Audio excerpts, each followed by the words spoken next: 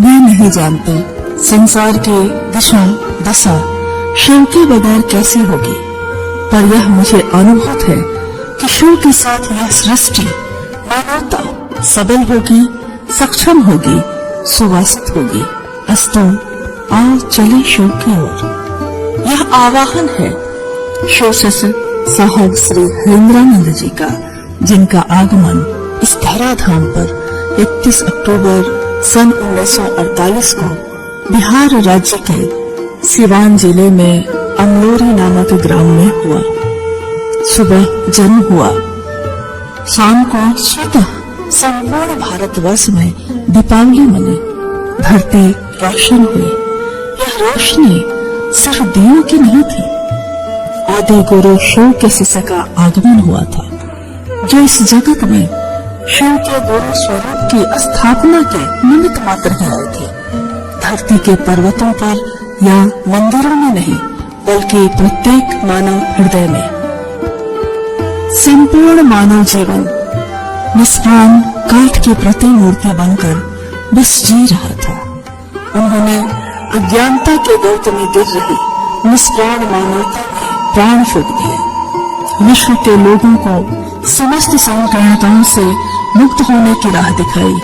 उद्घोष किया कि जाति, धर्म, संप्रदाय, लिंग आदि से परे है शिव की शिष्यता। शिव की शिष्यता में कोई बंधन नहीं, कोई वर्जना नहीं। जंजीर चाहे सोने की हो या लोहे की, जंजीर जंजीर ही होती है। बंधन वर्जनाएं इस धरती के लोग लगा सकते हैं, परंतु जगत के गुरु शिव, विश्व गुरु शिव, आदि गुरु शिव बंधन से बांधते नहीं, बंधन मुक्त करते हैं।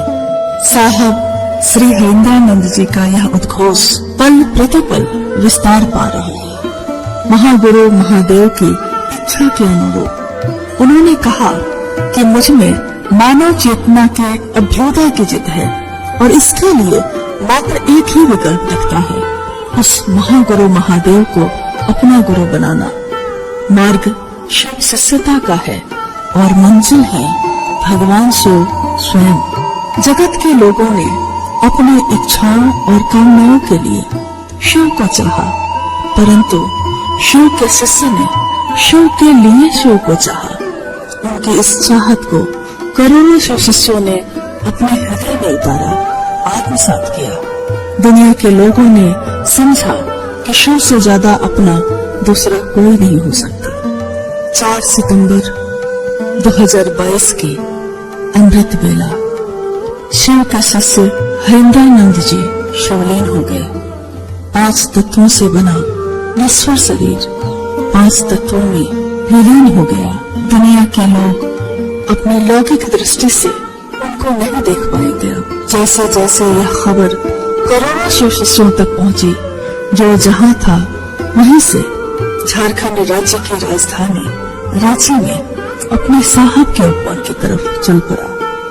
सबके हृदय थम से गए, आंसुओं का सैलाब उमड़ पड़ा। आसमान में बादलों और बिजलियों की कौंध थी, तो हृदय में वेदना की पुकार। साहब मेरा एक है और न दूजो कोई।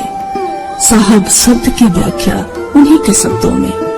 साहब परमात्मा को कहते हैं, ईश्वर को कहते हैं, शिव को कहते हैं। जिस तरह सूर्य ना तो उदित होता है ना ही अस्त, बस हमारी दृष्टि ही कभी उसे देख पाती है, कभी नहीं, परंतु उस सूर्य के अस्तित्व पर इससे कोई असर नहीं पड़ता। शिव कण कण में विराजते हैं। शिव शिष्य हरेंद्रानंद जी उनके संग ही विराजते हैं। इस आकाश के विस्तार में उनका ही दर्शन है।